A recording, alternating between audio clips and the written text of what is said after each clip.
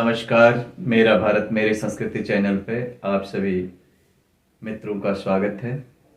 मैं हूं घनश्याम पंत। जैसा कि आप सब जानते हैं कि शरद नवरात्रि चल रही है और इस नवरात्रि में हम माता को मनाते हैं। इससे पहले आश्विन कृष्ण पक्ष में हमने अपने पितरों को मनाया। तो जैसा कि भागवत गीता में भगवान श्री कृष्ण ने कहा है कि हमें सबसे पहले अपने पितरों को मनाना चाहिए। पितृ कौन होते हैं यह सब आप जानते हैं। हमारे बुजुर्ग माता पिता जो हमसे बड़े हैं या चाहे छोटे हैं, जिनकी मृत्यु हो गई है, वो सब हमारे पितृ कहलाते हैं। अभी पितृपक्ष में हमने उनका आवाहन किया, उन्हें मनाया और उनका आशीर्वाद ग्रहण किया। बड़े ही सात्विक तरीके से हम लोग रहे। अपने तन मन को शुद्ध करके हमने अपने पितरों पूजन किया। तत्पश्चात तुरंत ही, जैसा कि हम जानते हैं, शुक्ल पक्ष आते ही माँ जगदम्बा की पूजा प्रारंभ हो गई। प्रथम नवरात्रि से हमने शुद्धता के साथ कलश स्थापित किया, अखंड दीप जलाया तथा माता की तीनों रूपों का, माँ सरस्वती, माँ लक्ष्मी और माँ आदिशक्ति जगदम्बा का हम पूजन करते हैं। घर में उनकी स्थापना करते हैं और अपने शरीर को शुद्ध सात्विक तरीके से रखने का संकल्प भी लेते हैं। इस महीने आश्विन मास जो होता है तपस्या का महीना है। इसमें हमने पहले 15 कृष्ण पक्ष में 15 दिनों में पितरों को मनाया। उसके बाद हमने माता को मनाने का कार्यक्रम शुरू किया है। तो मित्रों, आज नवरात्रि का चौथा दिन है। माँ कुष्मांडा देवी का आज के दिन पूजन किया जाता है। कुष्मांडा का अर्थ है कुम्हड़ा।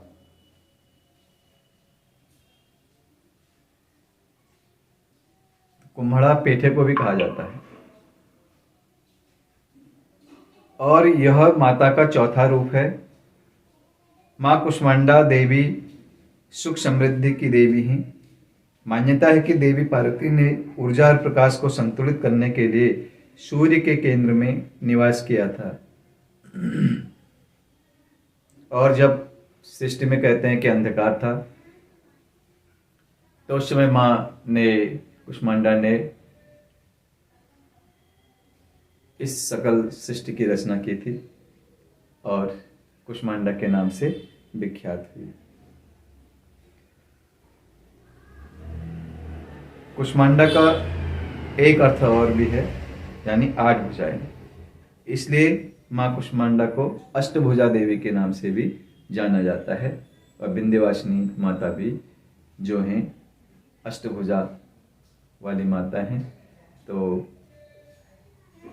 उनका रूप भी कुष्मांडा के रूप में ही विख्यात माना गया है।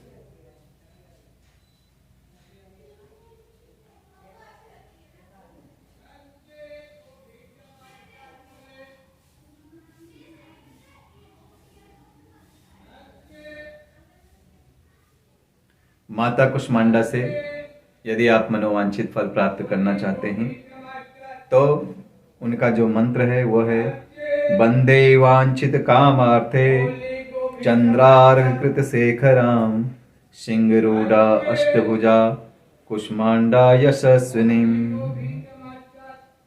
यह जो है माता का ध्यान करने का मंत्र है। और यदि आपको और सरल मंत्र चाहिए तो माता से आप यही प्रार्थना कीजिए, सर्वमंगल मांगल्ये शिवे सर्वार्थ साधिके शरण्ये त्र्यंबके गौरी नारायणी नमोस्तुते। यह बहुत ही सरल मंत्र है और यदि आप प्रतिदिन इस मंत्र का जाप करते हैं, माता को इसी मंत्र से पूजते हैं, तो माता भगवती प्रसन्न होंगी और आप सभी लोगों पर कृपा करेंगी, आप सबको स्वस्थ रखेंगी, सुखी रखेंगी और शक्ति प्रदान करेंगे। मित्रों, नकारात्मक आज समाज में देखने को मिलती है। सकारात्मक रूप से सोचने वाले बहुत कम लोग हैं। इसलिए ऐसे शुभ अवसर पर जब हम अपने को साधते हैं, तपाते हैं, साधना करते हैं, तो हमें सकारात्मक सोच के साथ अपने कार्यों को करना चाहिए और इस सकल सृष्टि के रचयिता आदिशक्ति माँ जगदम्बा तथा जगत पिता जगदीश्वर की कृपा हम प्राप्त कर सकते हैं। मित्रों, जैसा कि बहुत सारे लोग दुखी रहते हैं, कहते हैं कि हमारे घर में ये बाधाएं हैं, वो बाधाएं हैं, किसी की शादी नहीं हो रही है, किसी के घर में नशा इत्यादि ज़्यादा हो रहा है, किसी के घर में मांस भक्षण अधिक हो रहा है। तो ऐसे लोगों को भी इस अवसर पर यदि आपके ग्रह नक्षत्र सही नहीं चल रहे हों तो किसी प्रबुद्ध ज्योतिषी को दिखा करके आप उन नवग्रहों को शांत कर सकते हैं। जैसा कि कई विद्वानों का मत है कि नवरात्र के अवसर पर या 3 कालरात्रियां होती हैं, जैसे शिवरात्रि, दीपावली, महालक्ष्मी दीपावली का जो त्यौहार होता है, और श्री कृष्ण जन्माष्टमी, ये 3 कालरात्रियां हैं। इनमें ग्रहण काल में, नवरात्र में जो हमारे इस सृष्टि को संचालन करने वाले नवग्रह हैं, यह सब इस समय अधिक तेजवान हो जाते हैं, तेज हो जाते हैं। यदि कोई हम पर नकारात्मक प्रभाव डाल रहा है तो उसका प्रभाव में वृद्धि हो जाती है, वो अधिक हमारे लिए नकारात्मक बन जाता है। यदि कोई सकारात्मक ग्रह हमारे लिए है, नक्षत्र हमारे लिए है, तो वह अधिक सकारात्मक हमारे लिए हो जाता है। तो हमें जो नकारात्मक ग्रह हैं उन्हें संतुष्ट करने के लिए इस समय नवग्रहों को भी शांति कर सकते हैं। तथा यदि आप बाधाओं से ग्रसित हैं तो देवी माता का संपुट पाठ करके आप बाधाओं का निवारण भी कर सकते हैं। मित्रों, हमें जो ज्योतिष शास्त्र से बहुत सारी चीज़ें प्राप्त हुई हैं उनका हम उपयोग नहीं कर पाते, कारण क्योंकि हम उन पर विश्वास नहीं करते। लेकिन जैसा कि आज के समय में भी हमने देखा है, माना है, सुना है कि जो हमारे वैज्ञानिक हैं वो भी हमारे इन ज्योतिष शास्त्र पर बहुत ही विश्वास करते हैं। विज्ञान ज्योतिष शास्त्र से ही बना हुआ है। अंतर इतना है कि ज्योतिष शास्त्र ने किसी भी बात को बोल दिया, सिद्ध नहीं किया, किंतु विज्ञान यह चाहता है कि जो भी बात वह कहेगा उसे सिद्ध किए बिना वह नहीं कहता है। पहले उस चीज़ का परीक्षण करता है, उसके बाद वह उस बात को हमारे सामने रखता है। इतना ही अंतर है।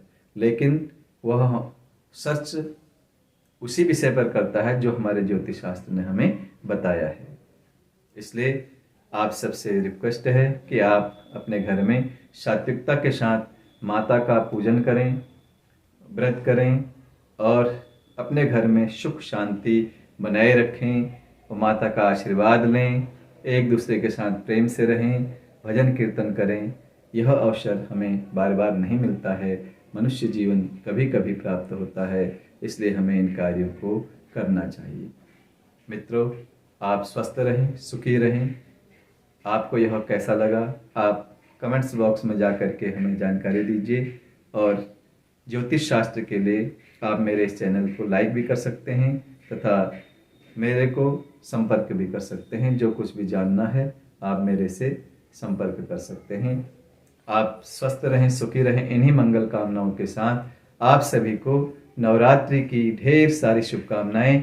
और आज जिनका वैवाहिक दिवस है, आज जिनका जन्म दिवस है, उन सब को भी इस चैनल की तरफ से, मेरा भारत मेरी संस्कृति की तरफ से ढेर सारी बधाई व शुभकामनाएं। आज के लिए इतना ही। नमस्कार, धन्यवाद।